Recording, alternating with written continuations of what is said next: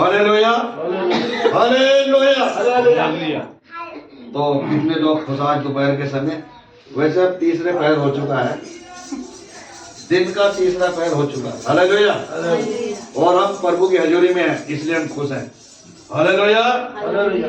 तो बाइबल में से हम वचन को पढ़ेंगे, हम उस प्रेम को देखेंगे बाइबल में कि जो परमेश्वर ने इस पूरे संसार के लिए करके दिखाया। हालेलुया। 5 अध्याय, मत्ती की पुस्तक 5 अध्याय में एक वचन को पढ़ेंगे हम। उसका हम पढ़ सकते हैं 39, 5 में 1:40 को पढ़ सकते हैं। परंतु मैं तुमसे ये कहता हूँ कि बुरे का सामना ना करना, परंतु जो कोई तेरे दाहिने गाल पर थप्पड़ मारे उसकी और दूसरा भी फेर दे। यहाँ पर बाइबल हमें बताती 5 अध्याय में अगर हम देखते इस वचन के अंदर, तो यहाँ पर एक बहुत ही अच्छी तरीके से ये सिखाया गया। और ये सिखाया किसने? कि प्रभु यीशु मसीह इन बातों को यहाँ पर सिखाते हैं कि हमें किस तरीके से अपने उस प्रेम को प्रकट करना है। हालेलुया। और आज हमारे देश के अंदर, पूरे इलाके के अंदर हम देखें, पूरे संसार के अंदर अगर हम देखते हैं, तो लोगों के अंदर वो प्रेम नहीं रहा, वो मोहब्बत नहीं रही, बल्कि एक दूसरे के ऊपर अत्याचार करने के लिए और एक देश दूसरे देश के ऊपर कब्जा करने के लिए अपने पैरों को जमाने की कोशिश करता है। लेकिन यहाँ पर प्रभु यीशु मसीह ने बताया कि हमें क्या करना चाहिए। वो यहाँ पर इस वचन में कहता है, वो कहता है यहाँ पर, परंतु मैं तुमसे ये कहता हूं कि बुरे का सामना करना, परंतु जो कोई दाहिनी गाल पर थप्पड़ मारे उसकी और दूसरा भी फेर दे। ये वो प्रेम है जो ऐसा करेगा, उसके अंदर प्रभु यीशु मसीह का प्रेम जो है वो प्रकट होता है। हालेलुया। तो हमें अपने देश के लिए, अपने भाई बहनों के लिए इस तरीके से उस प्रेम को प्रकट करना जैसे यहाँ पर प्रभु यीशु मसीह ने बताया। बल्कि अगर उल्टा ही को थप्पड़ मारे तो उसको हमें उल्टा जवाब नहीं, बल्कि हमें अपने आप को नम्र करके, दीन करके दूसरा भी उसकी ओर फेरो, तो समझ लो तुम प्रभु के कलाम को पूरा कर। हालेलुया। तो इस तरीके से हमें प्रभु यीशु मसीह के नाम को लेकर के हमें आगे उसमें बढ़ने की जरूरत है। तो यहाँ पर हम देखते हैं कि प्रभु ने इस कार्य को किया। क्यों किया उसने इस कार्य को? इसलिए किया कि जैसे प्रभु यीशु मसीह ने संसार के अंदर आकर के अपने आप को नम्र किया, अपने आप को हलीम किया, अपने आप को दीन किया। और बाइबल बताते हैं यूहन्ना रचित सुसमाचार के अंदर उसने वहां भी प्रेम करके दिखा परमेश्वर की उसने कितना गहरा और कितना सामर्थ्य और कितनी मोहब्बत और प्रेम करके दिखा लोगों के साथ। हालेलुया। यूहन्ना 3:16 में जब हम वहां पर देखते तो वहां पर कैसे उसने बताया। व्यवस्था विवरण की किताब निकालेंगे हम, व्यवस्था विवरण 11 अध्याय में 11 और 12 वचन को पढ़ेंगे। 11 और 12 हम देखेंगे देश के विषय में। हालेलुया। और यहाँ पर हम देखते हैं प्रभु के प्रेम के बारे में। उसने बताया अगर कोई तुम्हारी गाल पर थप्पड़ मारे तो दूसरी गाल भी उसकी ओर फेर दो। तो उलट के जवाब नहीं देना। अगर तुम उलट के जवाब देते हो तो समझ लो वचन का उल्लंघन करते हो और परमेश्वर के नाम की निंदा होती है। तो इसलिए हमें उस वचन के साथ चलने की जरूरत है जो नए नियम के अंदर प्रभु ने सिखाया। हालेलुया। 11 में 11 और 12 वचन पढ़ सकते हैं। परंतु जिस देश के अधिकारी होने को तुम पार जाने पर हो, वह पहाड़ों और तराइयों का देश है और आकाश की वर्षा के जल से सींचता है। वह ऐसा देश है जिसकी तेरे परमेश्वर यहोवा को सुधि रहती है और वर्ष के आदि से लेकर अंत तक तेरे परमेश्वर यहोवा की दृष्टि उस पर निरंतर लगी रहती है। हाँ जी। अभी यहाँ पर हमने कितने वचन पढ़े बाइबल में से? व्यवस्था विवरण 11 में 11 और 12 वचन को।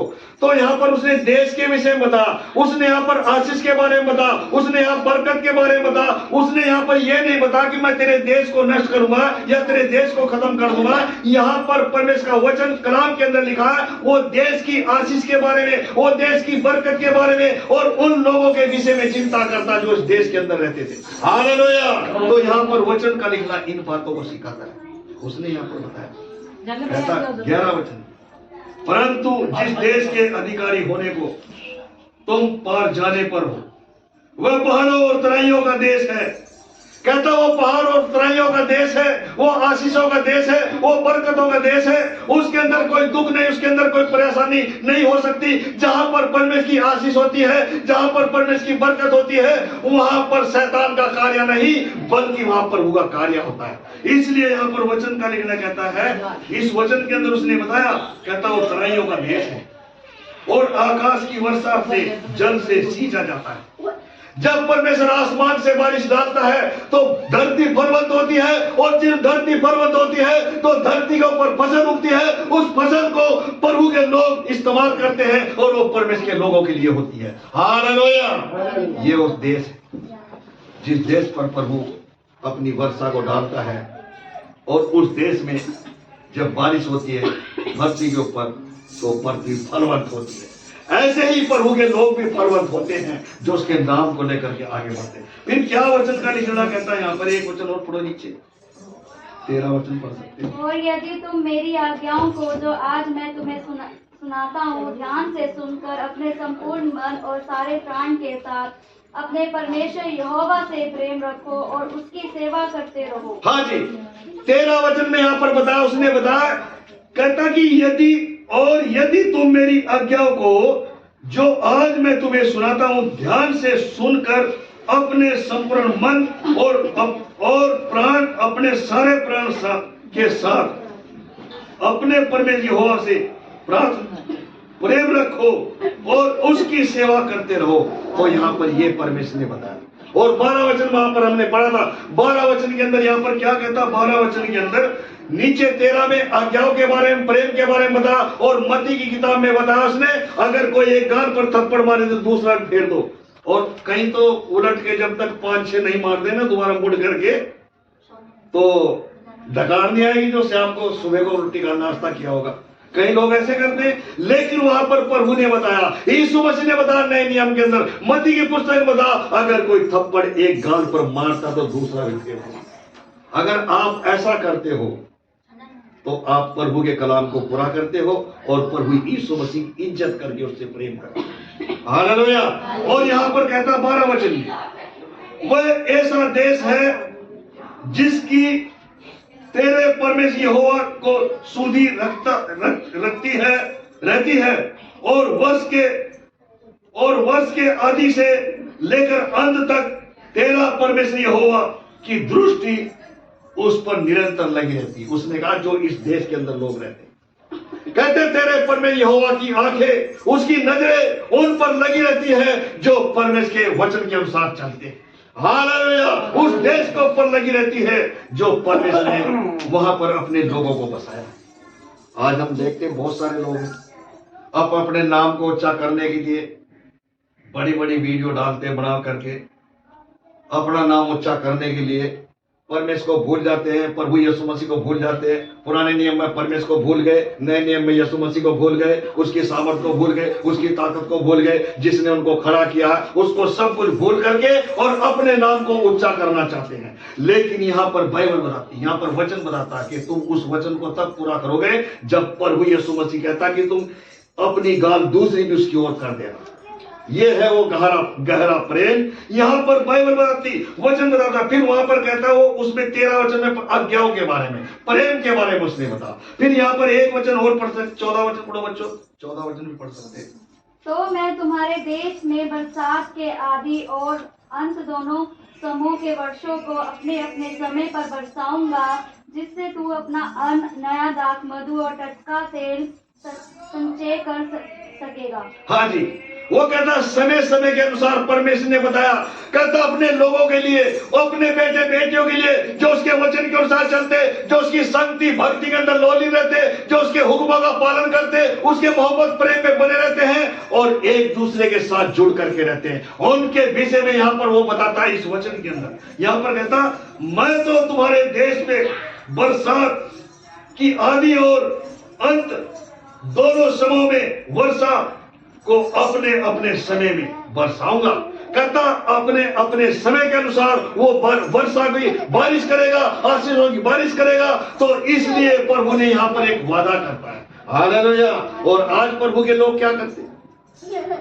वादा कर लेते हैं फिर मुकर जाते हैं, वादा कर लेते हैं फिर मुकर जाते हैं। लेकिन यहाँ पर भाई बनाती, जो परमेश्वर अपने लोगों के साथ वादा करता वो मुकरता नहीं, उसको काटता नहीं। यीशु मसीह ने जो वादा किया उसने पूरा किया। परमेश्वर ने पुराने नियम में वादा किया, वादा बांधी, उसने पूरा किया अपने लोगों के लिए। लेकिन आज प्रभु के जो बेटे बेटियां वो वादा करके मुकर जाते हैं। हालेलुया। लेकिन हमें इस देश में रहते हैं और प्रभु की हजूरी में रह करके हमें वादा करके मुकरना नहीं, वादा करके मुकरना नहीं। इसलिए वचन का लिखना यहाँ पर कहता, बहुत सारे लोगों ने आज झंडे भी चढ़ाए होंगे, मेरे फोन पर भी काफी झंडे चढ़े आज रात के 12 बजे चढ़ रहे झंडे। लेकिन बाइबल हमें बताती है हमें प्रभु यीशु मसीह के नाम को लेकर के झंडा चढ़ा करके आगे चलेगा। Hallelujah, hallelujah. आवाज मेरी कम नहीं करती, मेरे ख्याल से मैं पानी नहीं पिया दिखा है ना। बोले हालेलुया। हाँ, अभी उधर से भी आ रही है आवाज। तो यहाँ पर क्या कहता, 15 वचन पढ़े बच्चों, 15। हाँ जी पढ़े। और मैं हाँ जी, हाँ जी। अब उसने किसके लिए बोला यहाँ? पहले इंसानों के बारे में, प्रभु अपने बेटे बेटियों के बारे में जिक्र करता, आशीषों के बारे में, और फिर उसने यहाँ पर यह भी बताया कि वहां पर पशुओं के बारे में भी उसने इस बात का जिक्र किया। हालेलुया। यहाँ पर कहता वचन का लिखने वाला, और मैं तेरे पशुओं के लिए तेरे मैदान में घास उपजाऊंगा और तू भर पेट खाएगा और संतुष्ट रहेगा। हालेलुया। ये परमेश्वर ने कहा कि मैं तेरे देश के अंदर उस कार्य को करने जा रहा हूं। हालेलुया।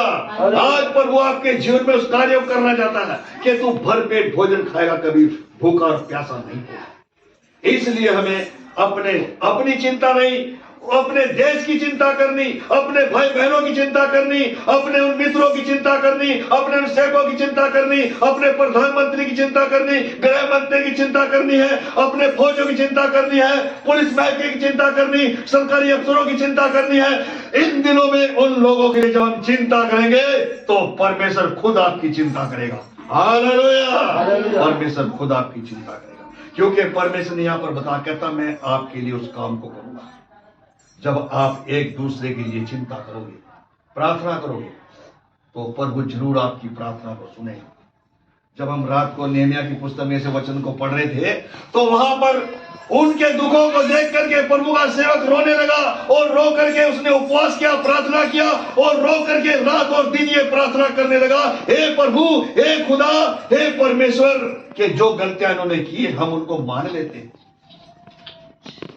और इस विनती को प्रभु तो सुन करके कबूल कर। जब आप प्रभु की हजूरी में बैठ करके प्रार्थना करोगे तो परमेश्वर आपकी प्रार्थना को सुनेगा और प्रभु आपकी प्रार्थना का उत्तर और जवाब दे करके आपको फलवंत करेगा और आपको मसीह यीशु में, परमेश्वर में आगे बढ़ाएगा।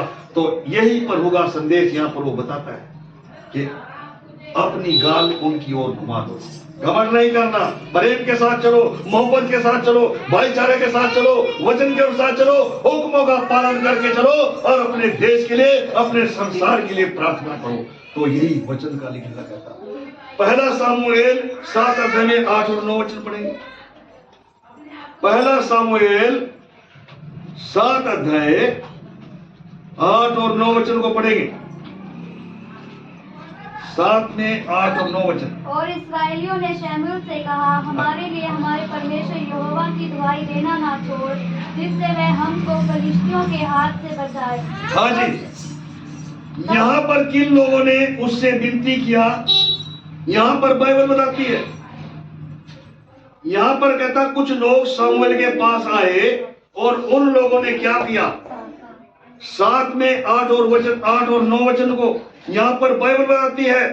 और इस्राएलियों ने शमूएल से कहा, हमारे लिए प्रार्थना करना मत छोड़ना, धन्यवाद देना मत छोड़ना अपने परमेश्वर के सामने। तो यहाँ पर जब वो इस्राएली लोग शमूएल के पास जाकर के प्रार्थना करते हैं तो प्रभु के बेटे बेटियां क्यों परमेश्वर के पास जाकर के अपने देश के लिए प्रार्थना क्यों नहीं करते, अपने लोगों के लिए प्रार्थना क्यों नहीं करते, जो संसार में अत्याचार उसके लिए प्रार्थना क्यों नहीं करते। तो इसलिए जब यहाँ पर वो आकर के कहते हैं कि हमारे लिए प्रार्थना करना ना छोड़ना, वचन का लिखने वाला यहाँ पर कहता है कि हमारे लिए इस्राएली लोग क्या कहते हैं। और इस्राएलियों ने शमूएल से कहा, हमारे लिए परमेश्वर यहोवा की दुआई देना ना छोड़, जिससे वह हमको फलिस्तियों के हाथ से बचाए। हालेलुया। कहता जिसके द्वारा जब आप प्रार्थना करोगे तो उस प्रार्थना के द्वारा प्रभु फलिस्तियों के हाथ से अपने बेटे बेटियों को बचाएगा और वो युद्ध में जो है जीत जाएंगे। हालेलुया। आज बहुत सारे लोग हैं संसार के अंदर, युद्ध तो करना चाहते हैं, युद्ध तो करना चाहते हैं, लड़ाई तो करना चाहते हैं, लेकिन उनके पास हथियार नहीं है, उनके पास औजार नहीं है, उनके पास वो गिफ्ट नहीं है जिसके द्वारा उस गिफ्ट को लेकर के प्रभु के चरणों में बैठ करके उस प्रार्थना करके उस शैतान को हरा सके जो युद्ध करना चाहता है। हालेलुया। तो उस गिफ्ट को हासिल करने के लिए हमें ऐसे जाना पड़ेगा, किसके पास? प्रभु के पास। जैसे इस्राएलियों ने कहा हमारे लिए विनती करना मत। और फिर यहाँ पर 9 वचन में क्या कहता? तो सामुएल ने क्या किया वहां पर जाकर के 9 वचन में वो क्या करता? पढ़ेंगे उस वचन को। हाँ जी। तब शमूएल ने एक दूध पीता मेमना ले स्वर्ग होम बलि करके यहोवा को चढ़ाया, और शमूएल ने इस्राएलियों के लिए यहोवा की दुआई दी और यहोवा ने उसकी सुन ली। हाँ जी।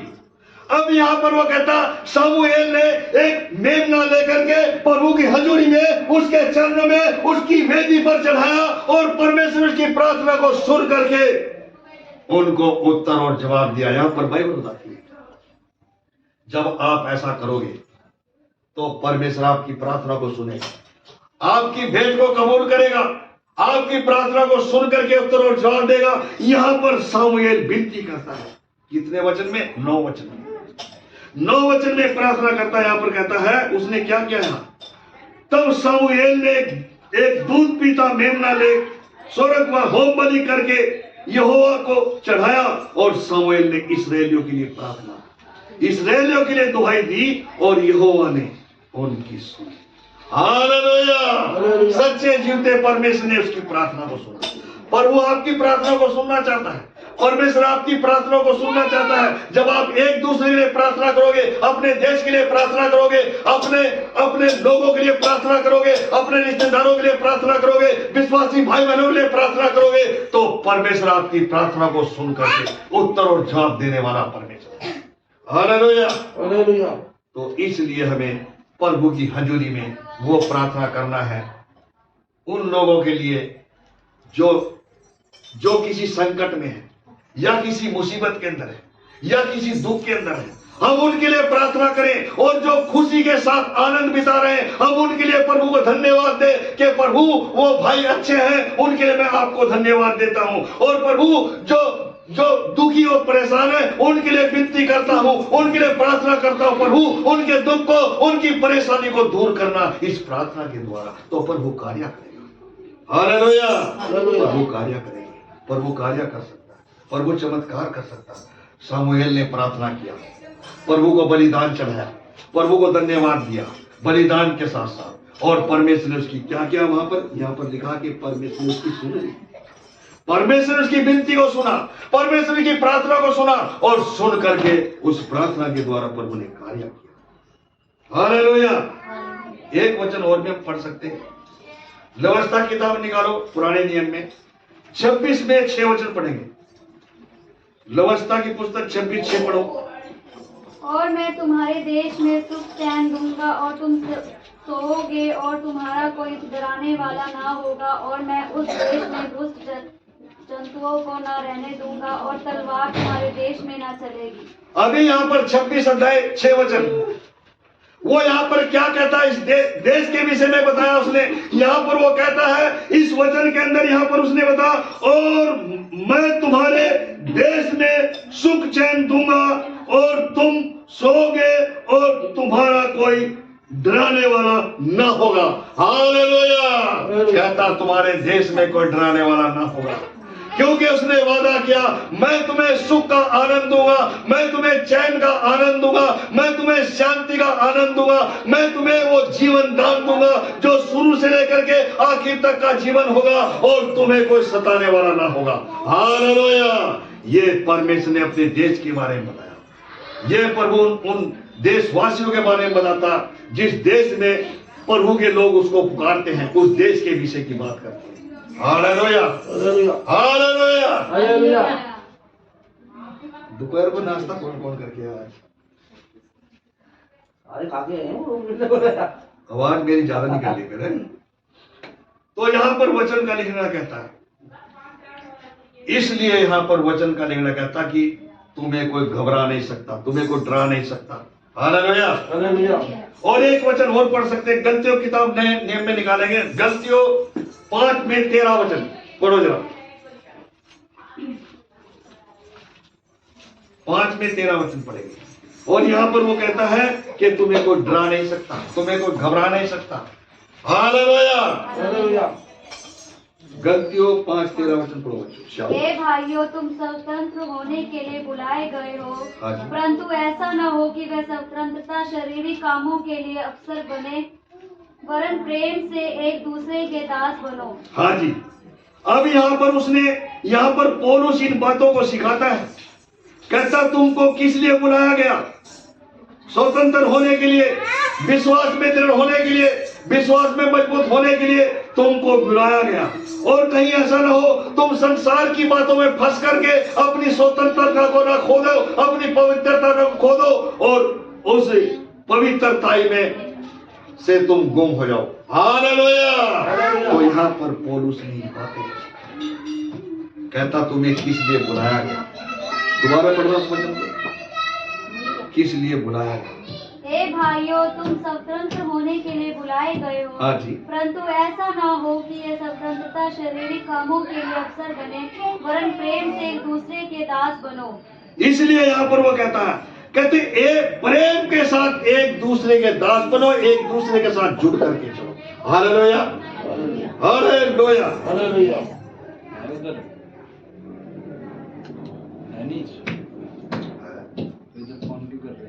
अच्छा कट गया,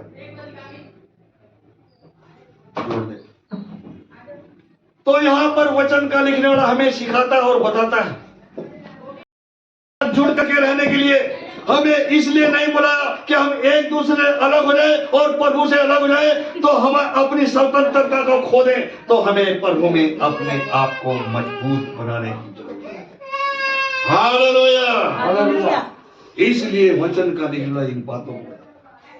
फिर क्या कहता है वो, एक वचन और पढ़ो, निकालेंगे इतिहास की पुस्तक, पढ़ो जरा 4 में 10 वचन पढ़ो। पहला इतिहास 4 में 10 पढ़ो। 4 में 10 वचन पढ़ो। यावेस ने इस्राएल के परमेश्वर को यह कहकर पुकारा, भला होता कि तू मुझे सचमुच आशीष देता और मेरा देश बढ़ाता, और तेरा हाथ मेरे साथ रहता, और तू मुझे बुराई से ऐसा बचा रखता कि मैं उससे पीड़ित ना होता, और जो कुछ उसने मांगा वह परमेश्वर ने उसे दिया। हाँ जी, अब यहाँ पर हम एक जो यहाँ पर यासेब नाम का है, यासेब नाम का बंदा है, उसके बारे में यहाँ पर हम देखते हैं। यहाँ पर क्या इस वचन में लिखा है, यहाँ पर उसने क्या किया, यहाँ पर वो प्रभु की हजूरी में, यहाँ पर इस वचन के द्वारा, यहाँ पर बाइबल बताती, वचन यहाँ पर बताता है, यहाँ पर उसने बताया। हाँ जी, तो यहाँ पर वो कहता है याबेस ने इस्राएल के परमेश्वर को यह कहकर पुकारा, भला होता कि तू मुझे सचमुच आशीष देता और मेरा देश बढ़ता और तेरा हाथ मेरे साथ रहता, और तू मुझे बुराई से ऐसा बचा रखता कि मैं उससे पीड़ित ना होता। Hallelujah, hallelujah. ये विनती और प्रार्थना कर रहा है उसके पास, किसके पास? परमेश्वर के पास जाकर के प्रार्थना कर रहा है। किसके लिए कर रहा है? यहाँ पर देश के बारे में। Hallelujah, hallelujah, hallelujah. और हम किसके लिए इकट्ठा है यहाँ प्रार्थना करने के लिए? सबसे पहले परमेश्वर को धन्यवाद देने के लिए, उसके नाम को ऊंचा करने के लिए, और उसके बाद हम देशों के लिए प्रार्थना करने के लिए यहाँ पर और प्रभु के कलाम में वचन को सुनने के लिए इकट्ठा हो। हालेलुया। तो यहाँ पर वचन का लिखना इसमें कहता, फिर उसका दूसरा ऐसा कहता, और जो कुछ उसने मांगा वह परमेश्वर ने उसे दिया। हालेलुया। जो कुछ उसने प्रार्थना करके मांगा प्रभु की हजूरी में, उसने परमेश्वर ने उसके लिए कर दिया। प्रभु आपके लिए भी वो करना चाहता है, आपके लिए भी प्रभु कुछ न कुछ करना चाहता है। पर आप कौन से हृदय से, कौन से मन से प्रभु की हजूरी में बैठ करके प्रार्थना करते हो और किस तरीके से मांगते हो? आप किसके लिए प्रार्थना करते हो? अपने लिए करते हो या देश के लिए करते हो या अधिकारियों लिए करते हो या देश में रहने वासियों के लिए करते हो? हालेलुया। तो यहाँ पर हम देखते हैं इन प्रार्थनाओं के बारे में, हम देखते हैं कि उसने किस किस के लिए प्रार्थना की। नेहमिया तो इस्राएलियों के लिए प्रार्थना करता है, और यहां पर हम देखते हैं कि यासेब जो है वो देश के लिए प्रार्थना करता है।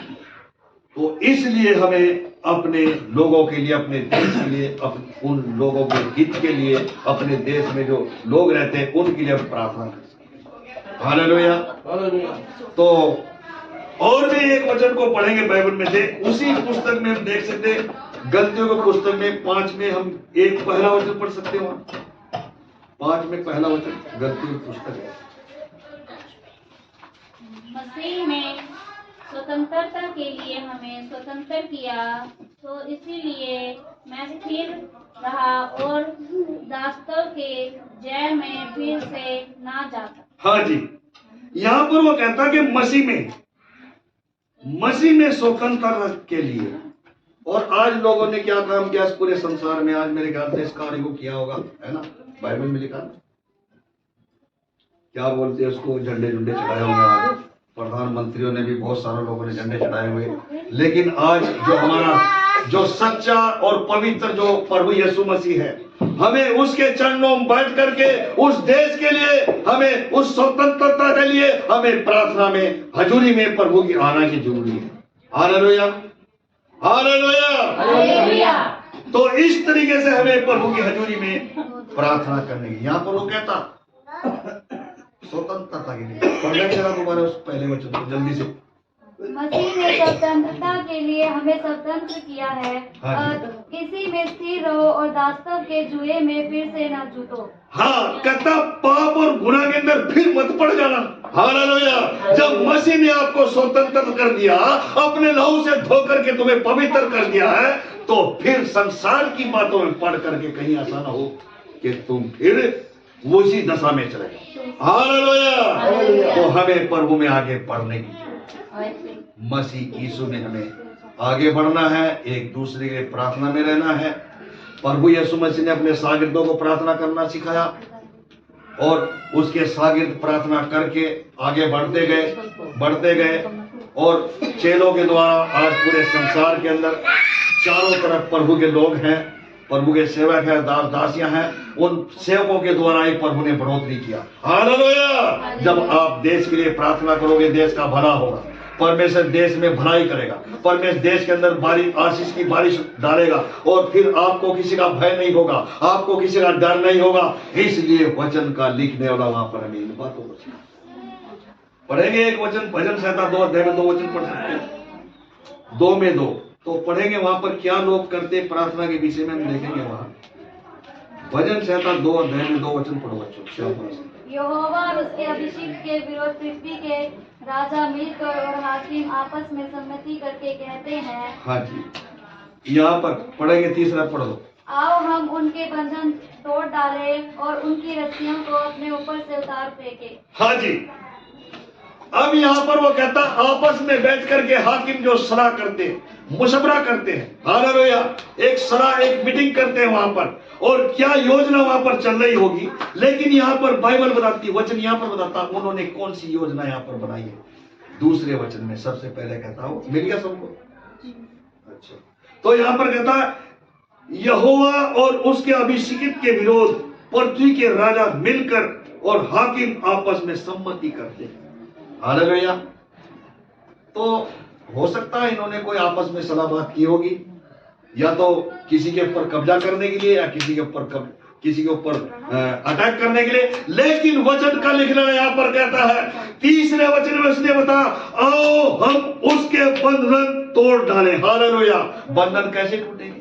जब आप एकजुट होकर, एक मन होकर के, जब प्रभु की हजूरी में बैठ करके आप देश के लिए प्रार्थना करोगे, देशवासियों के लिए प्रार्थना करोगे, जो देश के बॉर्डर पर फौजी तैनात है, उन फौजियों के लिए प्रार्थना करोगे, पुलिस महकमे के लिए प्रार्थना करोगे, सरकारी अधिकारियों के लिए प्रार्थना करोगे, वकीलों के लिए प्रार्थना करोगे।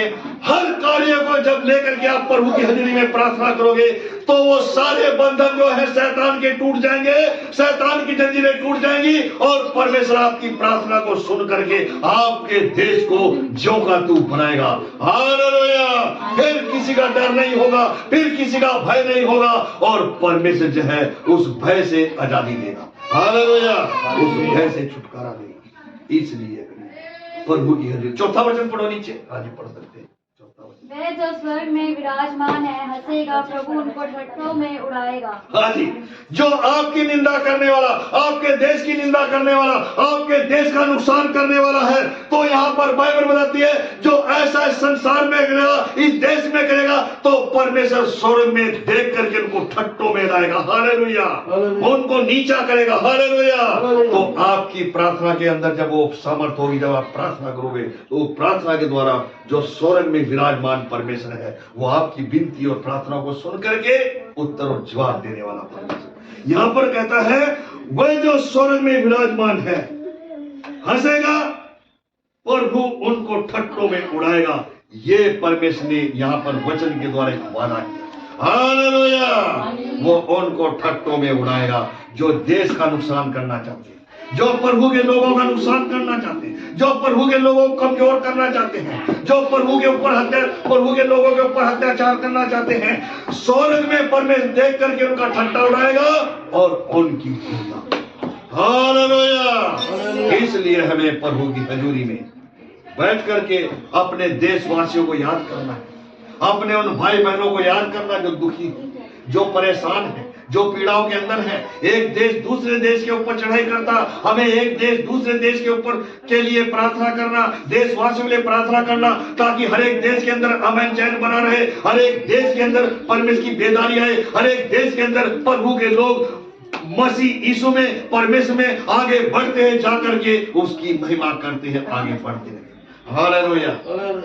तो इस तरीके से एक वचन और भी पढ़ सकते हैं। पहला करंथियों 8 अध्याय में 9 वचन पढ़ो बच्चों।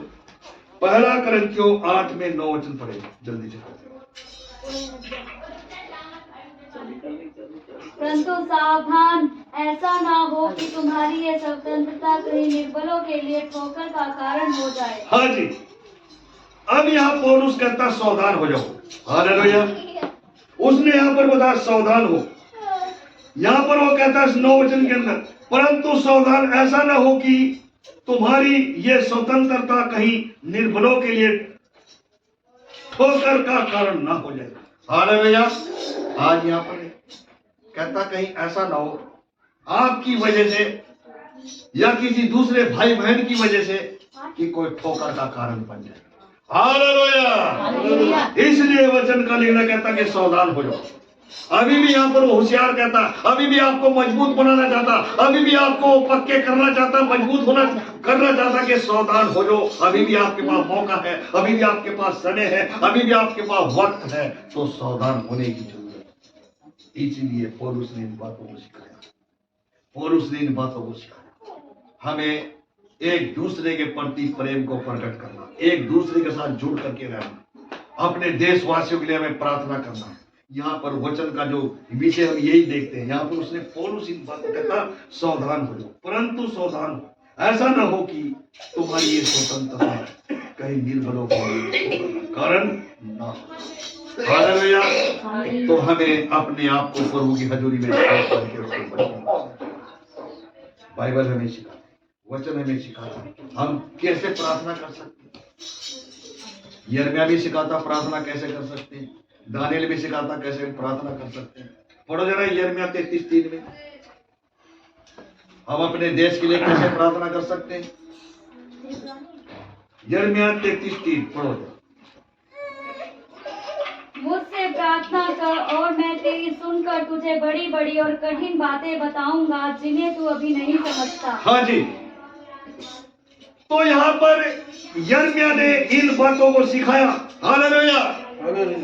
कहता कि जो प्रभु के बेटे बेटियां हैं उसकी हजूरी में बैठ करके वो कैसे प्रार्थना करे, वो कैसे विनती करे, वो किसके लिए विनती करे, वो किसके लिए प्रार्थना करे, अपने लिए करे या उन लोगों के लिए करे। यहाँ पर बाइबल बनाती, वचन बनाता है यहाँ पर कि मुझसे प्रार्थना कर। कहता मैं तुझे वो बातें बताऊंगा, मैं तुझे वो बातें सिखाऊंगा जो आज तक तूने नहीं जानी।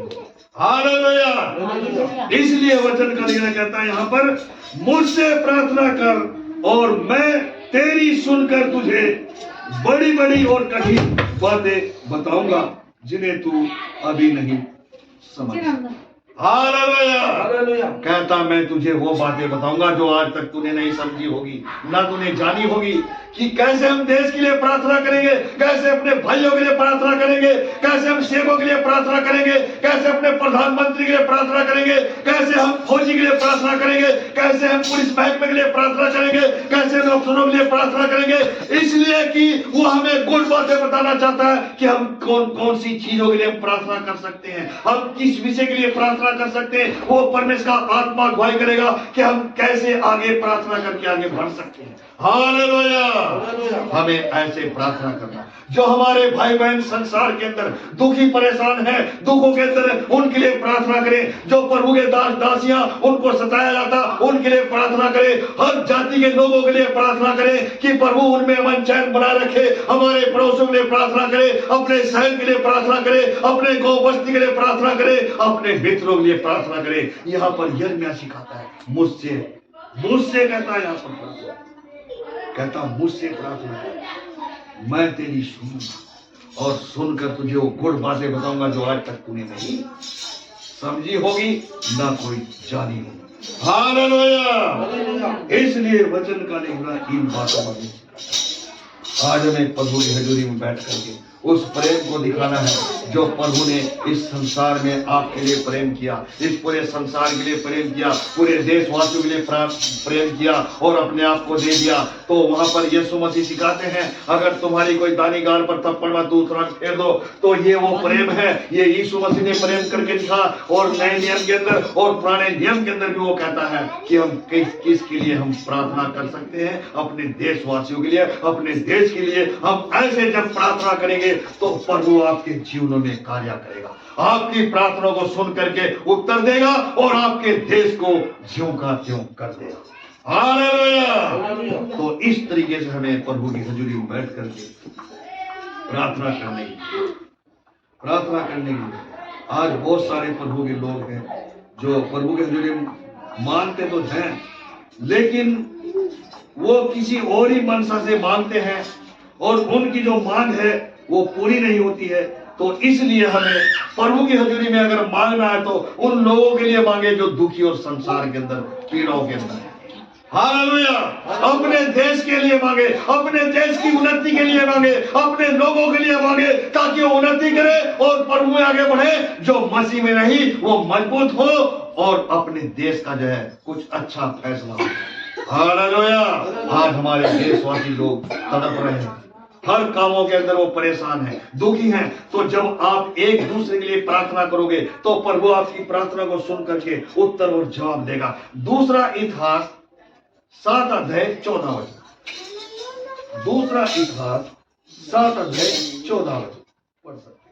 तब यदि मेरी प्रजा के लोग जो मेरे कहलाते हैं दीन होकर प्रार्थना करें और मेरे दर्शन के खोजी होकर अपनी बुरी चाल से फिरे, तो मैं स्वर्ग में से सुनकर उनका पाप क्षमा करूंगा और उनके देश को ज्यों का त्यों कर दूंगा। तब यहाँ पर बाइबल में हम देखते हैं, यहाँ पर वचन का लिखना कहता, तब यदि मेरी प्रजा के लोग, उसने यहाँ पर बताया जितने हम इस घर के अंदर हैं, प्रभु के हजूरी में है, उसने ये नहीं, उसने कहा यदि मेरी प्रजा के लोग दीन होकर के, नम्र होकर के, हलीम होकर के प्रभु की हजूरी में बैठ करके प्रार्थना करेंगे, तो परमेश्वर ने वादा किया, मैं उनकी सुनूंगा, मैं स्वर्ग में से सुनूंगा और उनकी प्रार्थना का उत्तर दूंगा और जवाब दूंगा और उनके देश को ज्यों का त्यों कर दूंगा।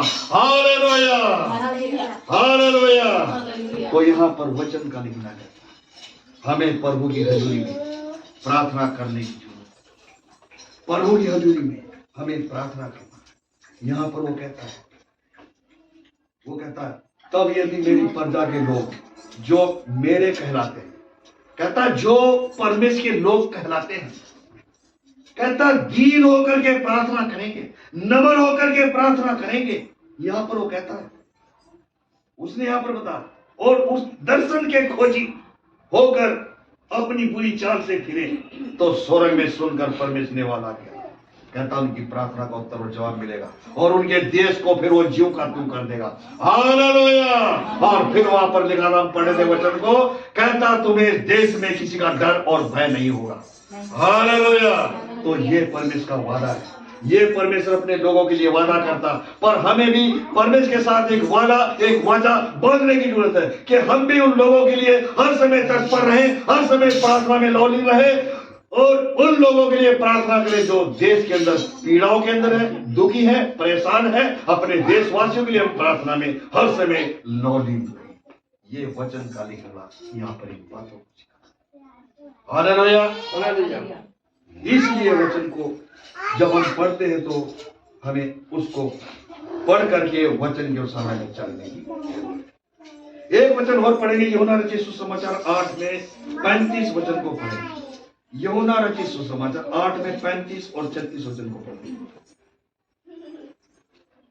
दास सदा घर में नहीं रहता, पुत्र सदा रहता है। इसलिए यदि पुत्र तुम्हें स्वतंत्र करेगा तो सचमुच तुम स्वतंत्र हो जाओगे। हाँ जी, यहां पर इस वचन में हम देखते हैं परमेश्वर के पुत्र के विषय में कहता, अगर पुत्र तुम्हें स्वतंत्र करेगा तो तुम स्वतंत्र हो जाओगे। हालेलुया। और वहां पौलुस कहता है कहीं ऐसा ना हो तुम अपनी स्वतंत्रता को खो दो। हालेलुया। एक दूसरे के चक्कर में पड़ करके। और यहां पर वचन का लिखना कहता है 35 वचन में, उसने यहां पर बताया, यहां पर कहता हो कि कहीं यहां पर कहता है दास सदा घर में नहीं रहता, पुत्र सदा रहता। हालेलुया। और फिर यहां पर वो कहता है इसलिए यदि पुत्र तुम्हें स्वतंत्र करेगा तो सचमुच तुम स्वतंत्र हो जाओगे। ये प्रभु यीशु मसीह का वादा है। हालेलुया। तुम सचमुच स्वतंत्र हो जाओगे। तो आज हमें स्वतंत्र करने वाला परमेश्वर और लोग जो है, आज कई चर्चों में प्रार्थना की गई और कई जगह देश के लिए प्रार्थना की गई है, लेकिन हम भी आज अपने देशवासियों के लिए, अपने देश के लिए इसलिए यहाँ पर इकट्ठे हुए परमेश्वर नाम को चल करने के लिए और देश के लिए प्रार्थना करने। हालेलुया। हम रोज अपने लिए प्रार्थना करते होंगे, अपने परिवार के लिए प्रार्थना करते होंगे, लेकिन हमें उस देश के लिए प्रार्थना करनी जिस देश में हमें परमेश्वर ने रखा है। हालेलुया। और वो कहता उस देश में तुम्हें किसी का डर और भय नहीं होगा। और परमेश्वर ने कहा कि मैं उस देश में आसमान से बारिश डालूंगा और धरती फलवंत होगी। वो किसके लिए? आप सब के लिए होगी। हालेलुया। तो इसलिए वचन का लिखना कहता है, पहला कोरिन्थियों 7 अध्याय निकाल सकते हैं, हम वचन को पढ़ेंगे। पहला कोरिन्थियों 7 में 21 और 22 वचन को पढ़ करके हम फिर आगे के समय में जाएंगे। पहला कोरिन्थियों 7 अध्याय। यदि तू दास की दशा में बुलाया गया हो तो चिंता ना कर, परंतु यदि तू स्वतंत्र हो सके तो ऐसा ही काम कर, क्योंकि जो दास की दशा में प्रभु में बुलाया गया है वह प्रभु का स्वतंत्र किया हुआ है। वैसे ही जो स्वतंत्रता की दशा में बुलाया गया है वह मसीह का दास है। हाँ जी। अब यहाँ पर हम देखते हैं इस वचन के अंदर कौन 7 अध्याय में हमने देखा कितना वचन को, हमने 2 वचन पढ़े वहां पर। किस किस को पता कौन कौन से वचन पढ़े? मुझे तो याद ही नहीं है कौन सा वचन पढ़ा आपने। बस एक को ही पता। मैं जानबूझ कर बोलना था, मैं जानबूझ करके बोला था, मैं देखो ये चर्च में बैठे हैं कि कहीं और बैठे हैं। हालेलुया। हालेलुया। अभी भी नहीं बैठे हैं। हालेलुया। हालेलुया। अब वापस आ गया। तो बाइबल यहाँ पर क्या बताती, वचन यहाँ पर क्या बताता है? इसमें 21 वचन में यहाँ पर वो कहता है, इसमें 7 का 21 वचन को जब हम पढ़ते हैं तो उसने यहाँ पर बताया, पौलुस इन बातों को सिखाता है। यदि तू दास की दशा में बुलाया गया हो तो चिंता ना कर। और आज क्या है? लोग अपनी चिंता लेकर के बैठ जाते हैं। ले परमेश्वर, मुझे तो आपने बुलाया था, इतनी ठंड हो गई, अब मैं क्या करूं? लेकिन यहाँ पर प्रभु कहता है कि अगर तुझे परमेश्वर ने बुलाया है तो हमें चिंता नहीं करना। हालेलुया! क्योंकि चिंता प्रभु करता है अपने लोगों, अपने देशवासियों। हालेलुया! तभी यहाँ पर कहता है, यदि तू दास की दशा में बुलाया गया हो तो चिंता ना कर, परंतु यदि स्वतंत्र हो सके तो ऐसा ही काम कर। हालेलुया! कहता ऐसा ही काम कर जिस दशा में तुझे बुलाया गया। और फिर 22 में क्या कहता? 22 में यहाँ पर कहता 22 में, क्योंकि जो दास की दशा में प्रभु में बुलाया गया है वह प्रभु का स्वतंत्र किया हुआ है, वैसे ही जो स्वतंत्रता की दशा में बुलाया गया है वह मसीह का दास है। हालेलुया! कहता वो मसीह का दास है, वो मसीह के बेटे बेटियां। हालेलुया! तो इसलिए परमेश्वर ने आप सबको बुलाया है, आप मसीह के बेटे बेटियां हो। जब आप मसीह में बुलाए गए हो, मसीह के बेटे बेटियां बन गए हो, तो हम किसके लिए रोएं? हम किसके लिए प्रार्थना करें? अपनी हित की चिंता को छोड़ करके हमें देशवासियों की चिंता करनी है, हमें अपने देश की चिंता करनी है, हमें अपने देश के लोगों के लिए प्रार्थना करना है। इसलिए प्रभु ने आपको बुलाया है। अगर आप अपने लिए मांगते रहोगे, अपने लिए मांगते रहोगे, तो दूसरे देशवासी कहां जाएंगे? हालेलुया! परमेश्वर ने उनके लिए भी रखा है, परमेश्वर ने उनके लिए भी रखा है। जब आप उनके लिए प्रार्थना करोगे, अपने देश के लिए प्रार्थना करोगे, अपने देशवासियों के लिए प्रार्थना करोगे, अन्य जाति लोगों के लिए प्रार्थना करोगे, हर धर्म के लिए प्रार्थना करोगे, तो एक दिन परमेश्वर जरूर उनके बीच में स्वतंत्रता को प्रकट करेगा। हालेलुया! एक दिन जरूर परमेश्वर के जीवन में एक बेदारी का कार्य करेगा, उनके जीवन में एक राज्य जरूर प्रकट होगा। तो इसलिए यहाँ पर बाइबल बताती, पौलुस इन बातों को सिखाता है, इन बातों को सिखाता है। उसी पुरानी पुस्तक में चलेंगे जहां पर हम पहले थे, व्यवस्था विवरण में हमने 15 वचन पढ़ा था, 11 में 15 वचन पढ़ा था। उसका निकालेंगे 11 अध्याय फिर तो पढ़ा उसका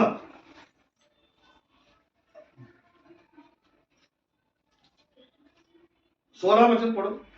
इसलिए अपने विषय में सावधान रहो, ऐसा ना हो कि तुम्हारे मन धोखा खाए और तुम बहक कर दूसरे देवताओं की पूजा करने लगो और उनको दंडवत करने लगो। हाँ जी, यहाँ पर वचन का लिखना कहता कि अभी भी यहाँ पर वचन का लिखना कहता कि हमें सावधान रहने की जरूरत है। हालेलुया!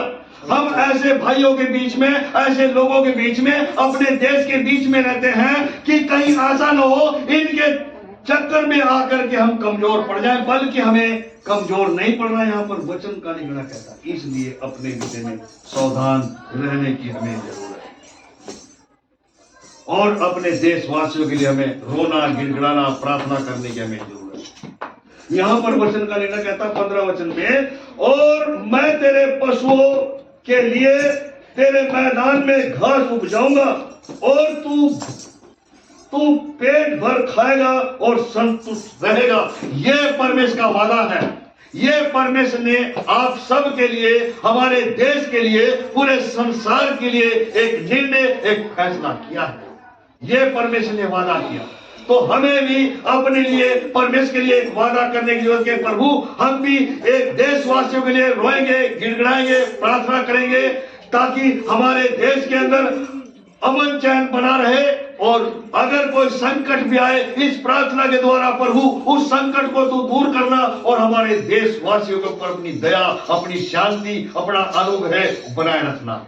इस तरीके से हम प्रभु की हजूरी में बैठ करके प्रार्थना कर सकते हैं, क्योंकि वहां यिर्मयाह कहता थे 33:3 में हम पढ़ रहे थे, यदि कहता मुझसे प्रार्थना कर तो मैं तुझे वो बातें बताऊंगा जो आज तक तूने नहीं जानी। हालेलुया!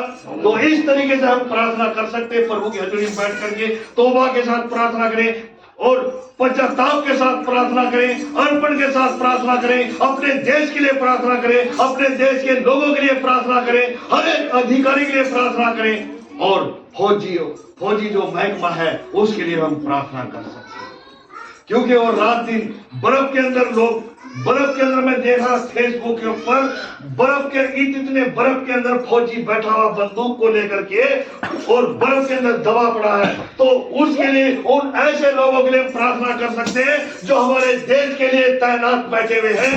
न वो सर्दी देखते हैं, न वो आंधी को देखते हैं, न वो तूफान को देखते हैं। तो हमें अपने देश के फौजियों के लिए भी प्रार्थना करने की जरूरत है। अपना जो देश है पुलिस महकमा उसके लिए भी हमें प्रार्थना करने की जरूरत है। तो हम जो हमारे देश में सरकारी अधिकारी उनके लिए हम प्रार्थना कर सकते हैं कि प्रभु इनको बुद्धि देना इस देश की रक्षा करने के लिए, और जो कार्य आपने इनको दिया उसको वफादारी के साथ करने के लिए। और बड़े प्रधानमंत्री, गृह मंत्री, रक्षा मंत्री, अनेक नेताओं के लिए हम प्रार्थना कर सकते हैं ताकि हमारे देश के अंदर अमन चैन बना रहे और सुख शांति बना रहे और कोई देश हमारे देश के ऊपर आक्रमण ना करे।